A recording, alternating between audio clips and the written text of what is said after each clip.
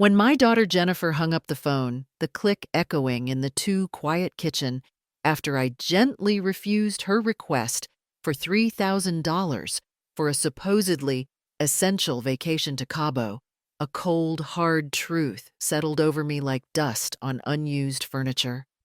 My children, the three souls I had poured my life into, seemed to only remember I existed when their bank accounts were running on fumes.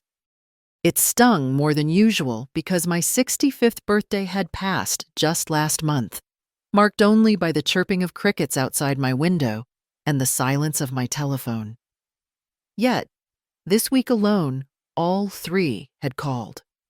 Michael needed seed money for another sure thing investment. Jennifer had maxed out another credit card. David needed a new amplifier for his perpetually upcoming album. Each call was a variation on the same theme, a polite dance around the inevitable ask. It was in that moment, staring at the silent phone receiver, a relic in this digital age, that I decided to do something decidedly out of character for a retired English teacher with a penchant for gardening and sensible shoes. I decided to orchestrate a little piece of theater, a harmless fabrication, really. I was going to pretend I had won the lottery. $7 million to be precise.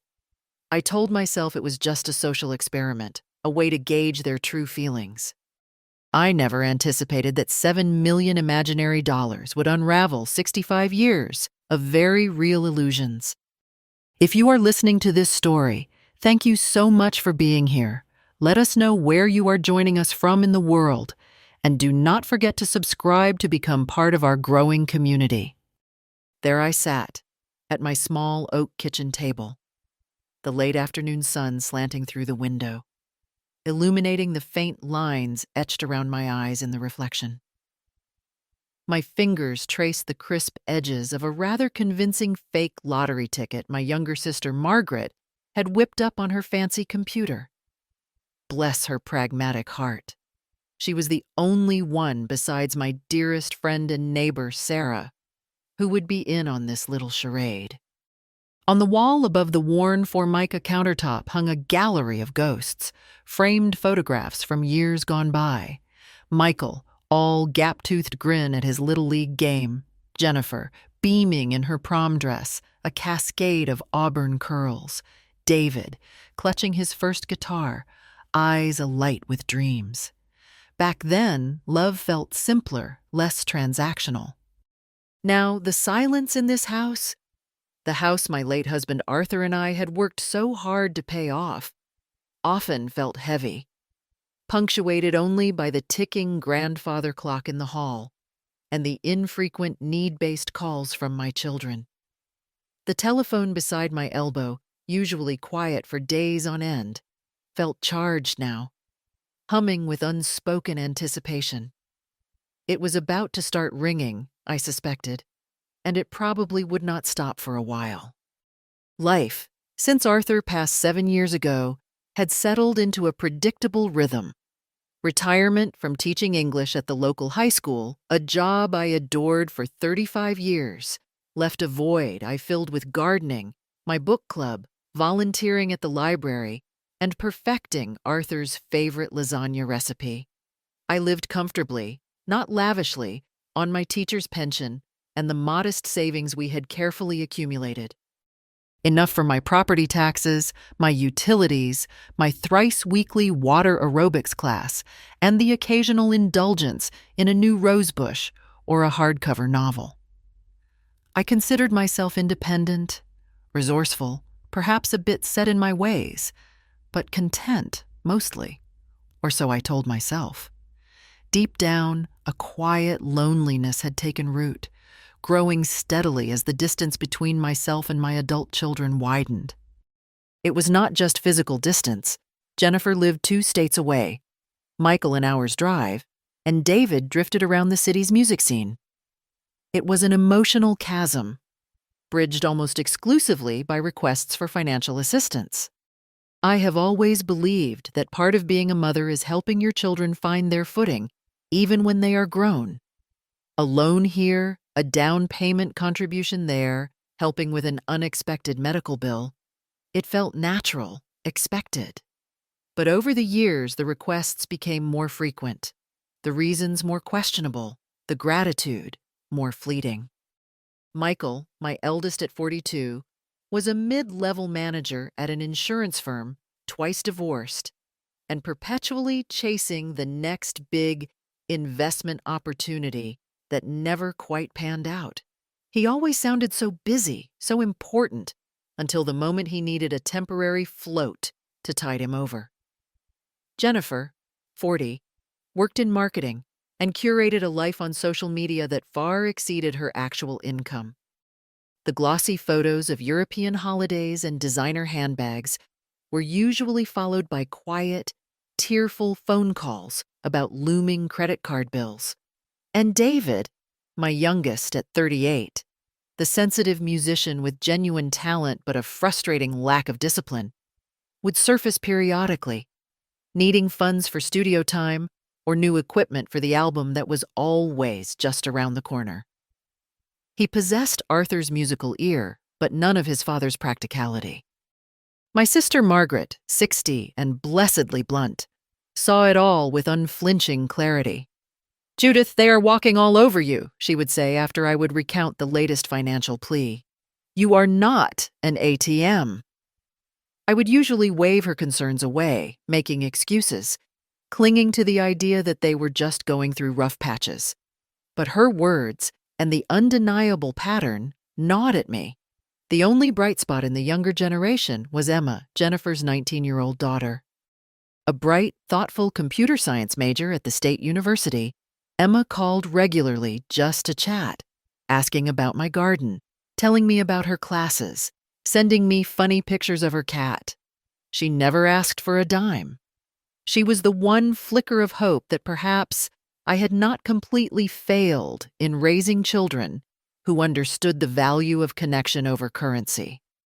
The catalyst, the final straw, was the confluence of my ignored birthday and the subsequent trifecta of financial requests. Sitting with Margaret on my porch swing later that week, sharing iced tea and commiserating, I finally voiced the depth of my disappointment. "It is like they only see me as a wallet, Margie," I confessed, the words tasting bitter. Margaret stirred her tea thoughtfully.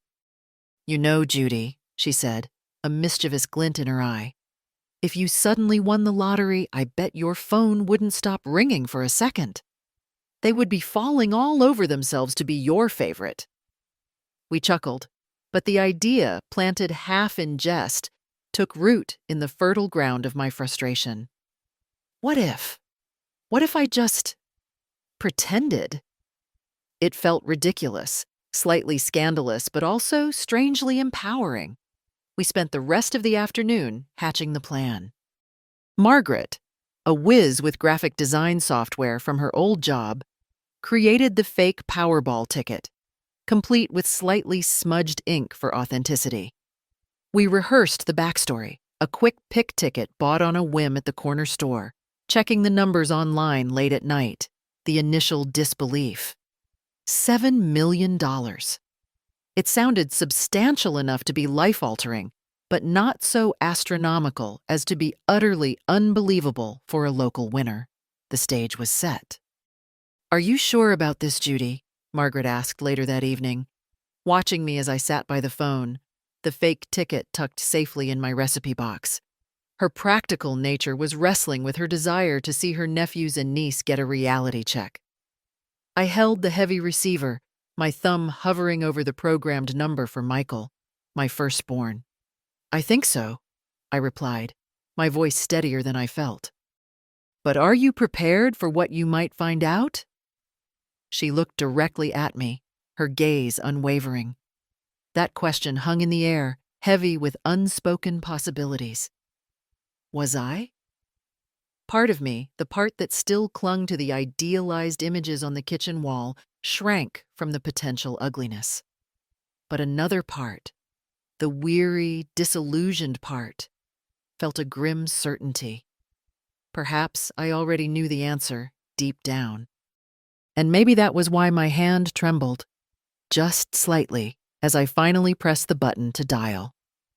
I didn't know then that this single phone call would ignite a chain reaction, a carefully controlled explosion designed to reveal the truth, but one that would ultimately blast open a door to a future I could never have imagined at 65. The phone barely rang twice before Michael picked up, his voice rushed, impatient. "Mom, everything okay? I am kind of in the middle of something." Standard Michael.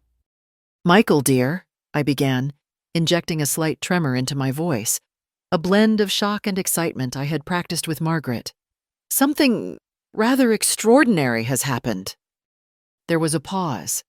I could almost hear the gears shifting in his head. "Extraordinary? What do you mean? Are you all right?" The concern sounded a little forced, like reading from a script. "Oh, I am more than all right, dear," I took a deep breath. "You are not going to believe this. I won the lottery. The Powerball." Silence. Then an explosion. "What, Mom, are you serious? How much? When? Oh my God!" The impatience vanished, replaced by a high-pitched, almost frantic energy. $7 million, Michael, I said, keeping my voice low as if still stunned. "I bought a ticket last week, just on a whim. Checked the numbers online last night." $7 million? Mom, that is incredible, unbelievable. He peppered me with questions. Where did I buy the ticket? Had I signed it? Had I called a lawyer, a financial advisor? Suddenly, he was full of urgent, practical advice. "You need to be careful, Mom. People will come out of the woodwork. You need professional help. Maybe I could look over things for you. You know, just to make sure you are protected?" I managed a weak-sounding, "Oh, I do not know, dear. It is all so overwhelming." Inside, a small, cynical part of me noted how quickly his middle of something had evaporated. He stayed on the phone for nearly an hour, more time than he had spent talking to me cumulatively in the past 6 months. He ended the call, promising to drive down first thing Saturday just to check on me and make sure I was handling everything okay. As I hung up, the feigned shock on my face morphed into a complex mix of vindication and a dull ache just beneath my ribs. It was working, and it hurt. Within 24 hours, the news, carefully disseminated first to Michael, then with instructions for him to gently break it to his siblings, had spread like wildfire. Jennifer called next, breathless and effusive. "Mommy! Oh my goodness! Michael just told me! I am so thrilled for you! You deserve this more than anyone!" The mommy, a term she had not used since she was about 12, grated slightly. The very next day, a ridiculously large bouquet of lilies arrived. My least favorite flower, but clearly expensive. Jennifer herself appeared on my doorstep that evening, bearing a gift basket overflowing with imported cheeses and crackers I knew she could not afford. She hugged me tightly, tears welling in her eyes. "I feel so terrible I missed your birthday, Mom," she sniffled. "Things have just been so crazy. But I want to make it up to you. We need to spend more quality time together." Over lukewarm tea, she casually mentioned, "You know, with this windfall, maybe you could finally help us with that down payment on a bigger house? Just a thought, of course. The market is so tough." Her timing was impeccable, her manipulation as transparent as glass. David's call came later that night. He sounded genuinely excited, congratulating me warmly. Then came the predictable pivot. "Mom, this is amazing. You know, I was just thinking, this could be the perfect opportunity. I found this incredible little recording studio space downtown. With a small investment, I could really make a go of it this time. Produce my own stuff, maybe even sign other artists." He invited me to a gig he was playing at a local bar, the first such invitation in years. The pattern was sickeningly clear. The $7 million imaginary dollars had transformed me from a mildly inconvenient, occasionally useful mother into a figure of immense interest and potential. The attention felt hollow, suffocating. Each overly solicitous call, each sudden offer of help or companionship, felt like another twist of the knife. The charade extended beyond my immediate family. News travels fast in a small suburban town. My neighbor Mildred, who usually offered little more than a curt nod over the fence, suddenly appeared with a plate of cookies and questions about my plans. Another neighbor stopped me during my morning walk to pitch a can't-miss investment in his brother-in-law's alpaca farm. Even distant cousins I had not heard from in decades sent vaguely worded congratulatory cards hinting at shared ancestry and potential need. I learned quickly to deflect, to be vague, relying heavily on Margaret and Sarah for moral support. Sarah, my retired accountant friend, found the whole situation darkly amusing, but also worried about the emotional toll it was taking on me. "Be careful, Judith," she warned over coffee one afternoon. "Money brings out the strangest things in people, even family." I felt a growing sense of guilt about the deception, but a stronger, more resolute feeling was solidifying within me, the need to see this through, to understand the full extent of the performance my children were staging. I started keeping a mental log, jotting down notes in my gardening journal after each interaction. Michael's Saturday visit was a masterclass in feigned concern, mixed with financial probing. He brought his latest wife, Tiffany, who gushed about how wonderful it was and how I deserved a break. They presented a united front, suggesting, for my own safety and peace of mind, that I should consider selling my too-big house and moving into the in-law suite they were thinking of adding to their sprawling McMansion. "We could take care of you, Mom," Michael said earnestly, patting my hand. Jennifer, during her frequent just checking in calls, floated the idea of sending Emma to study abroad in Europe for a semester. "It would be such an incredible experience for her, Mom, and with your newfound resources." The unspoken implication was clear, funded by Judith's lottery winnings. David, after his surprisingly well-attended gig, fueled, I suspected, by friends hoping to get close to the potential benefactor's mother, sketched out elaborate plans for a family trip to Hawaii. "We all deserve a real vacation together, Mom. Celebrate your good fortune." All these grand plans, these generous offers of care and shared experiences, were being made before a single fictional dollar had supposedly landed in my account. The manipulation was blatant, the entitlement staggering. I saw the strings, felt the puppeteers tugging, and my heart grew heavier with each performance. One Friday evening, about 2 weeks into the charade, I came downstairs for a glass of water and stopped dead in the hallway shadows.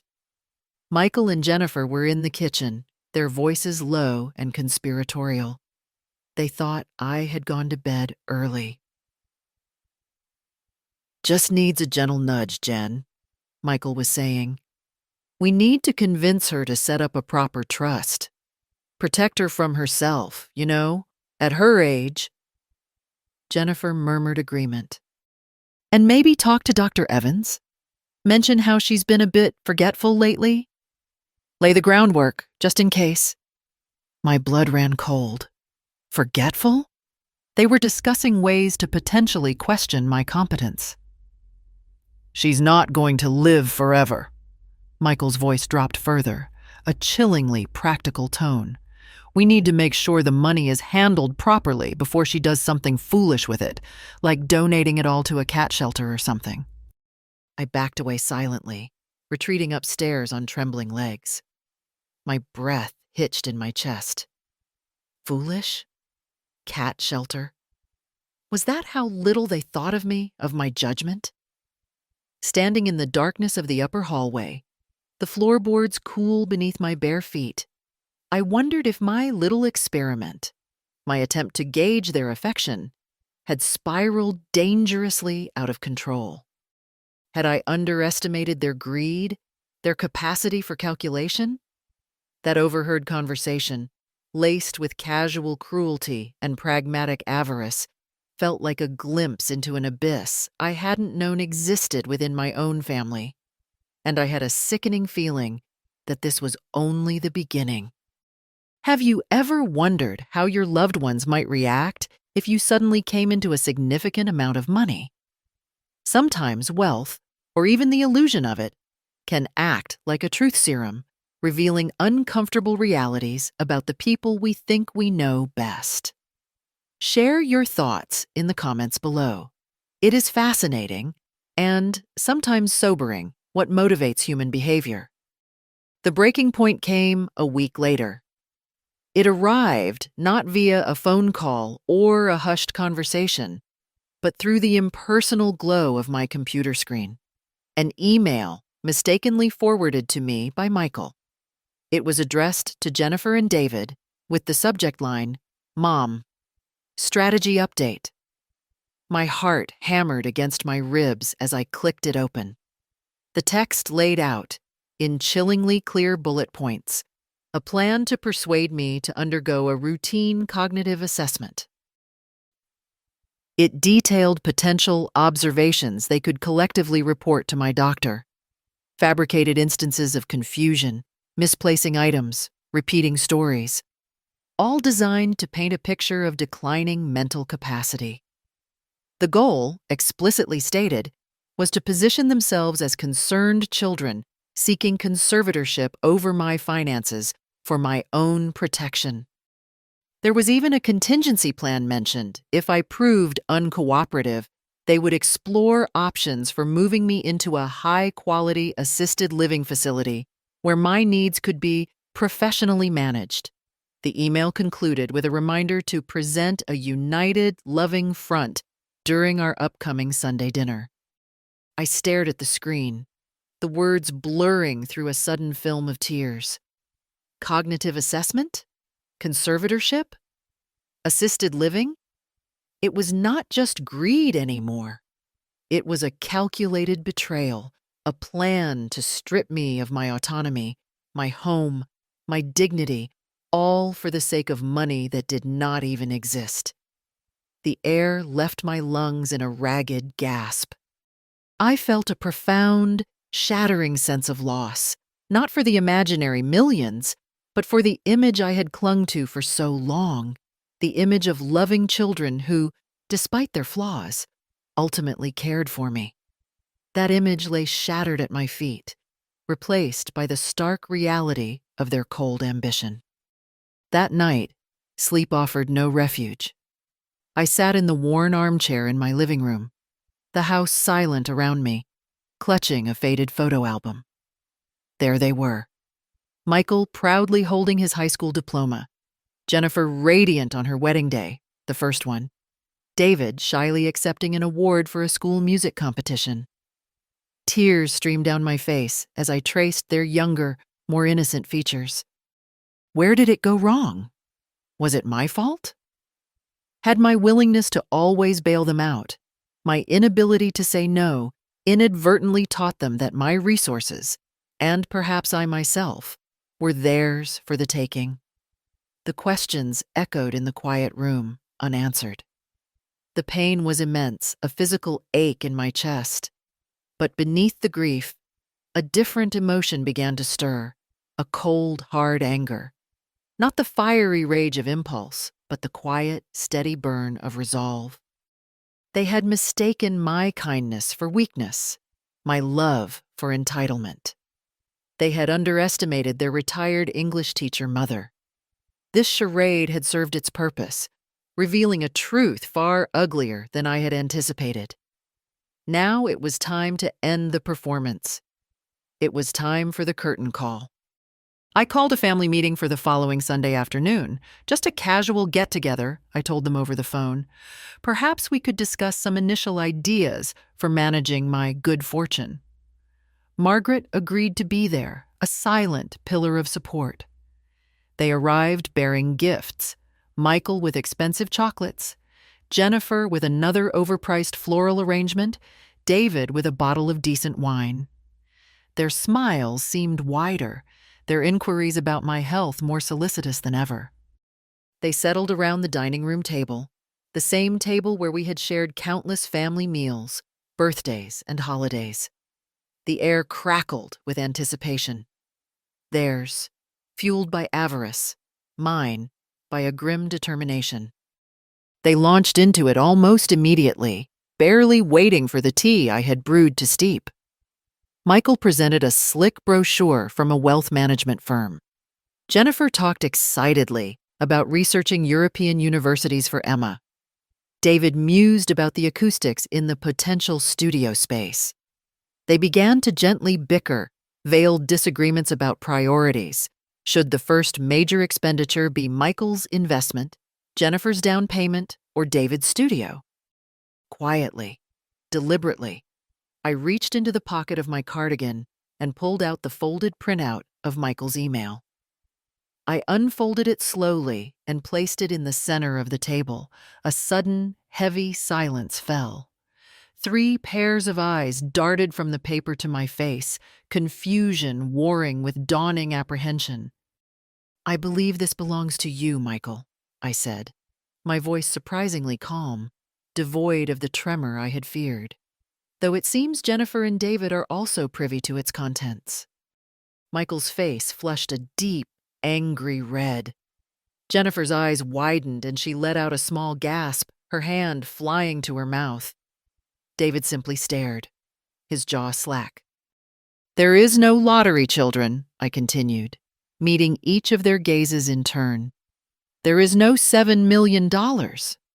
There was only a mother who felt increasingly invisible, increasingly taken for granted, who wanted, perhaps foolishly, to see if her children's affection was contingent on her bank balance." I paused, letting the weight of the words sink in. "You have given me my answer. More clearly, more definitively than I could ever have imagined." Michael slammed his hand on the table, making the teacups rattle. You lied to us? You made this whole thing up?" His voice was thick with outrage, not shame. Jennifer burst into noisy tears, burying her face in her hands. "How could you, Mom? How could you be so cruel?" But it was David's reaction that truly froze the blood in my veins. He leaned back in his chair, a look of incredulous disbelief spreading across his face, followed by a short, harsh bark of laughter. "Oh, for God's sake, Mom," he said, shaking his head. "You wasted all of our time with this stupid game?" Wasted their time? That was their primary concern.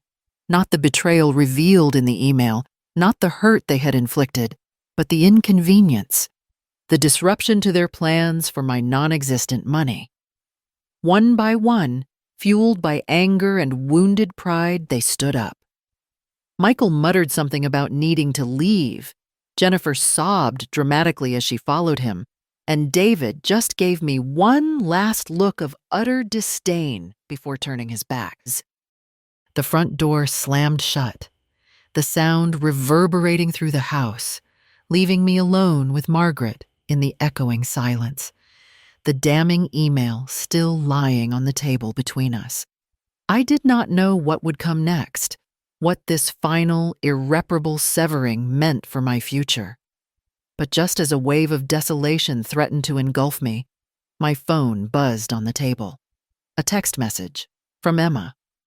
And in that moment, amidst the wreckage of my old family ties, the first tiny seed of a completely different future began to sprout. The aftermath of the confrontation was swift and brutal. Anger, not remorse, was the dominant emotion radiating from my children. They felt tricked, humiliated, their valuable time wasted on a fool's errand.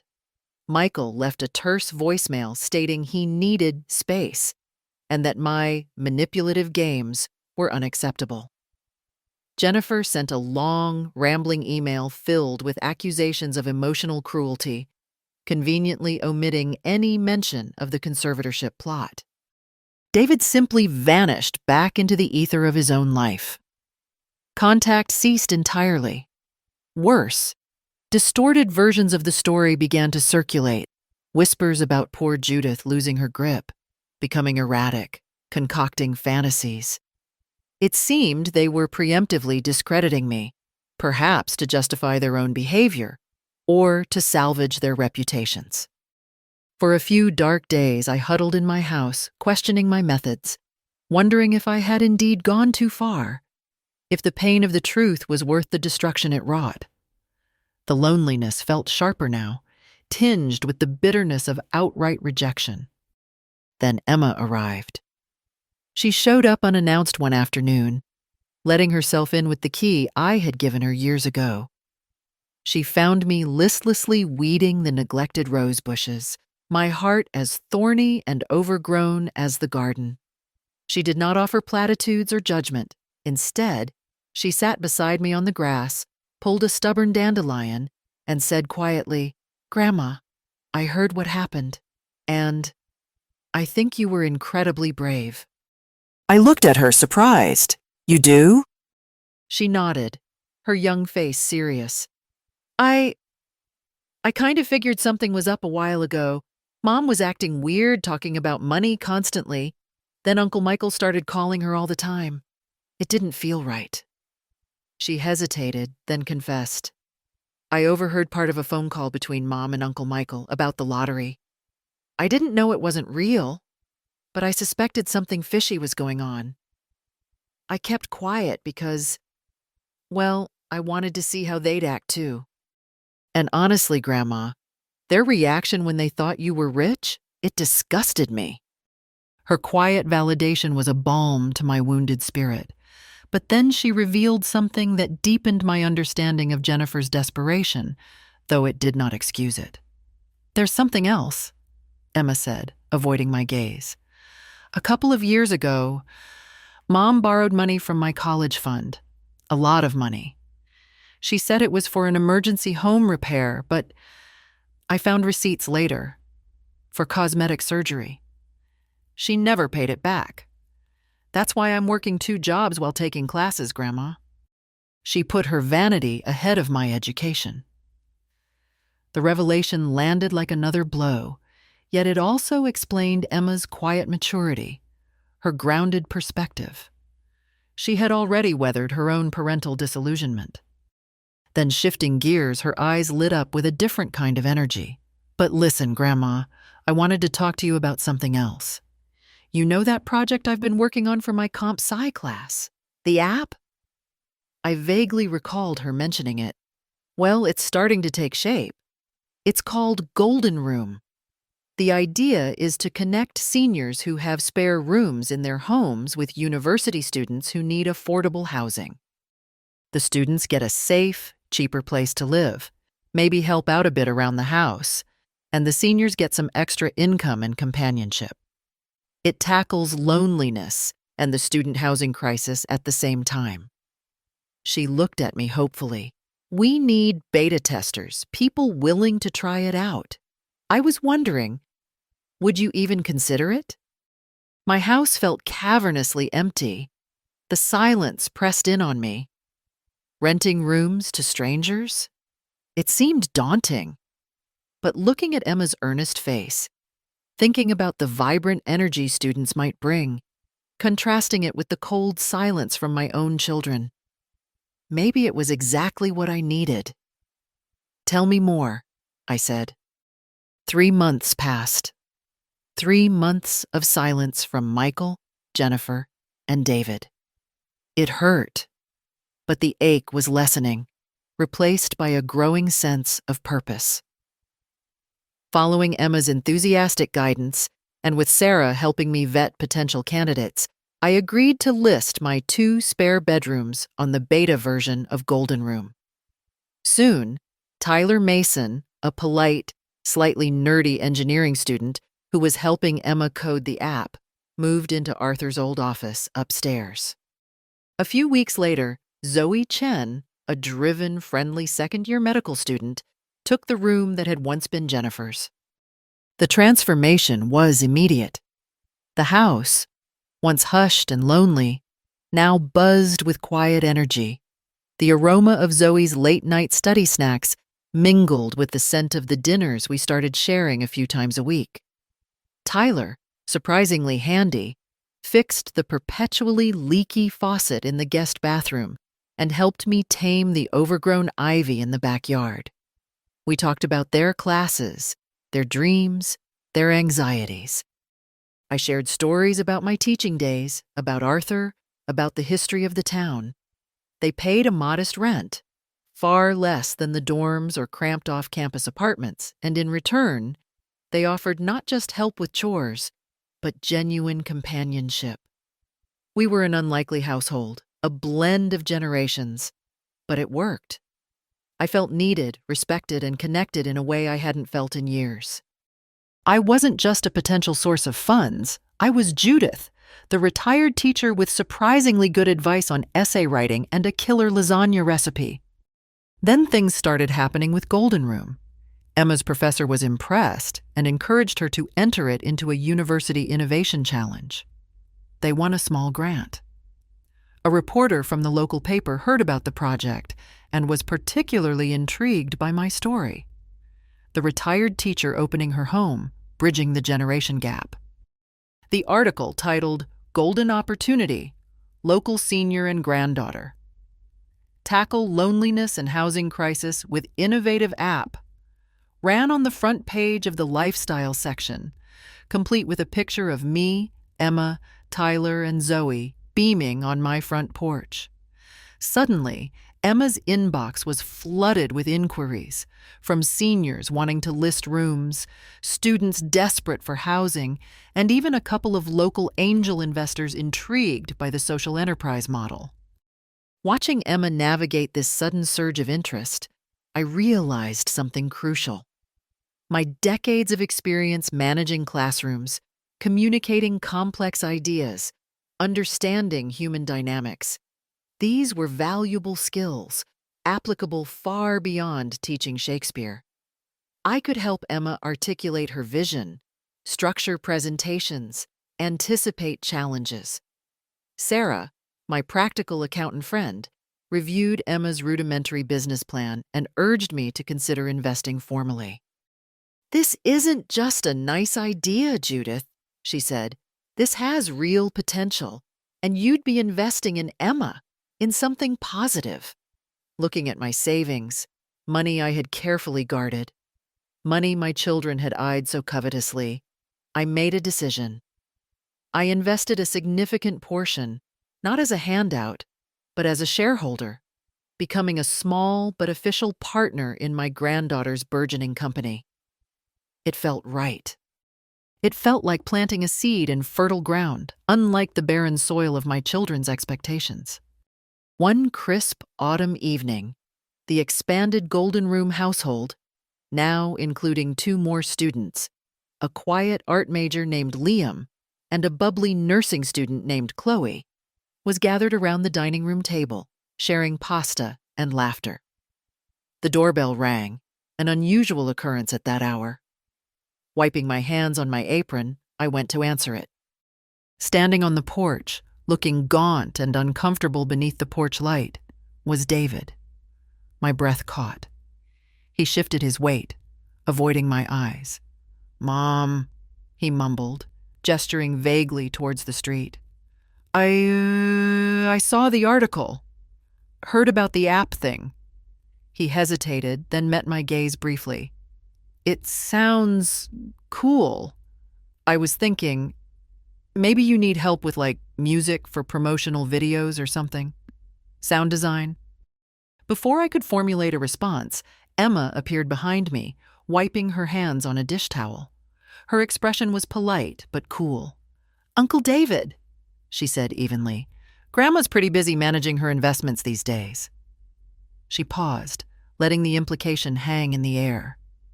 David flushed slightly. "But," Emma continued, her voice softening almost imperceptibly, "I might have a proposition for you, if you're serious about contributing. It involves experiencing Golden Room from the other side.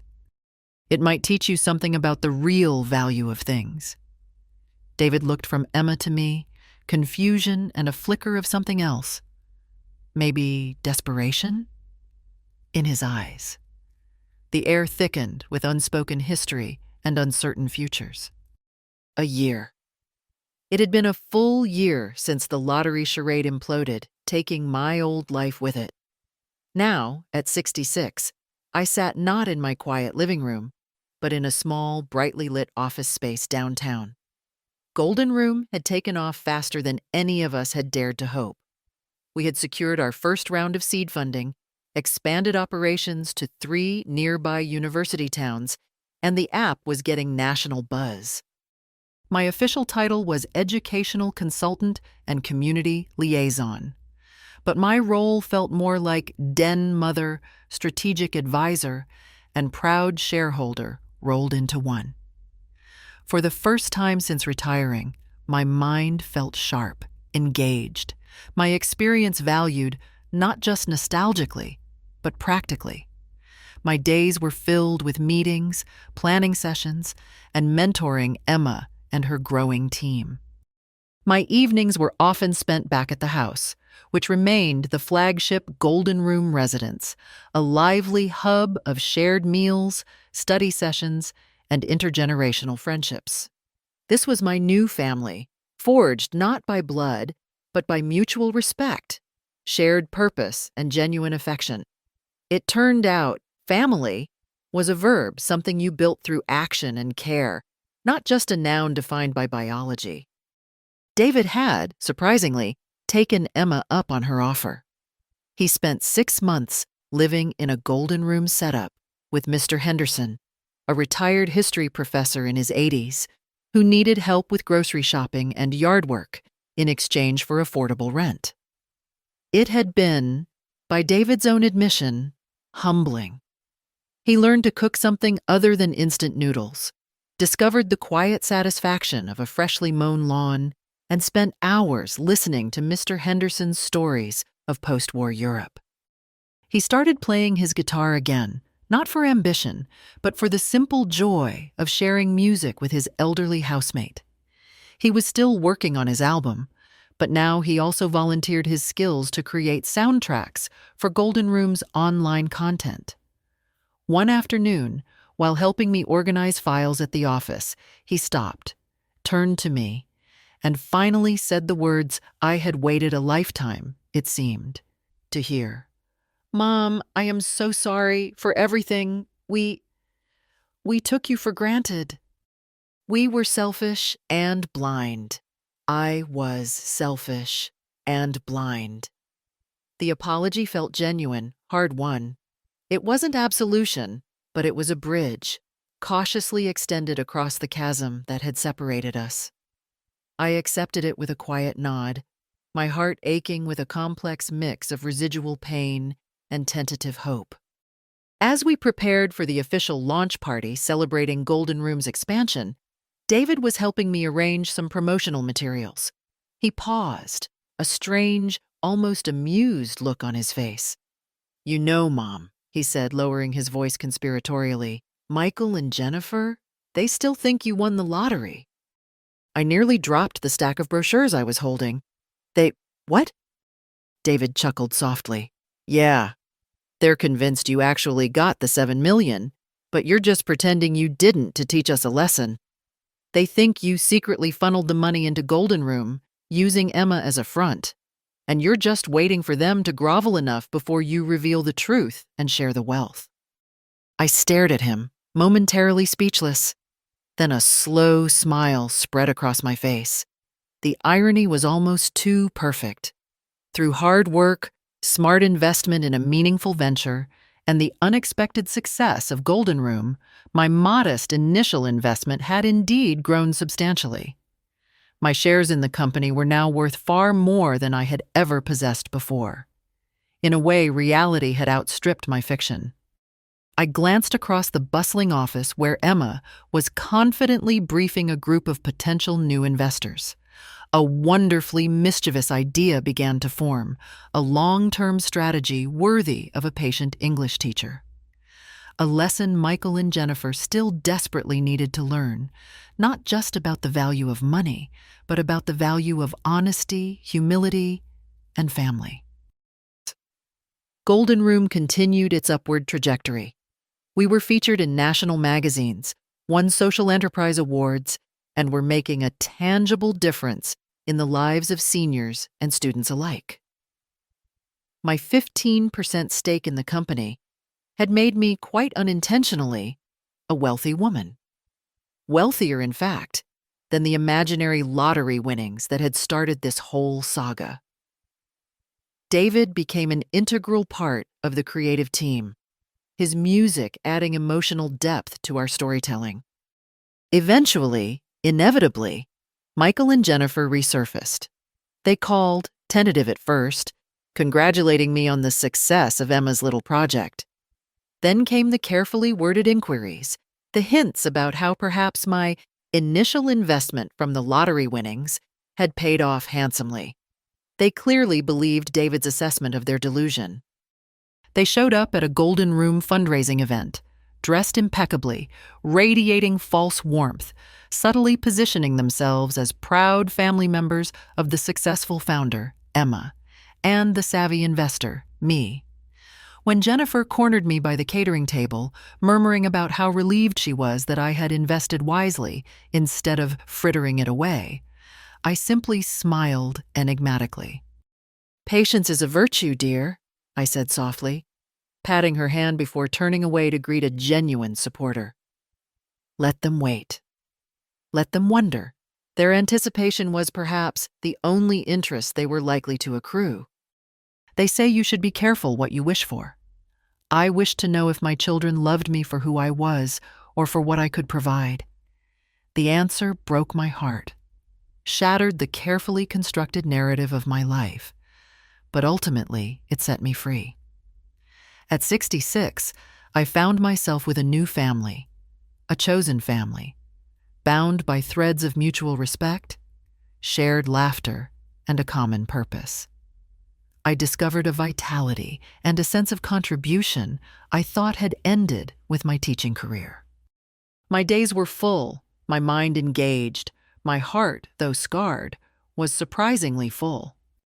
And as for Michael and Jennifer, they continue to circle, waiting for the fictitious jackpot, blind to the real treasure I have found, not in dollars but in dignity, connection, and the quiet joy of building something meaningful. I harbor no illusions about them anymore, but I also hold no active malice. Their own greed is a prison of their making.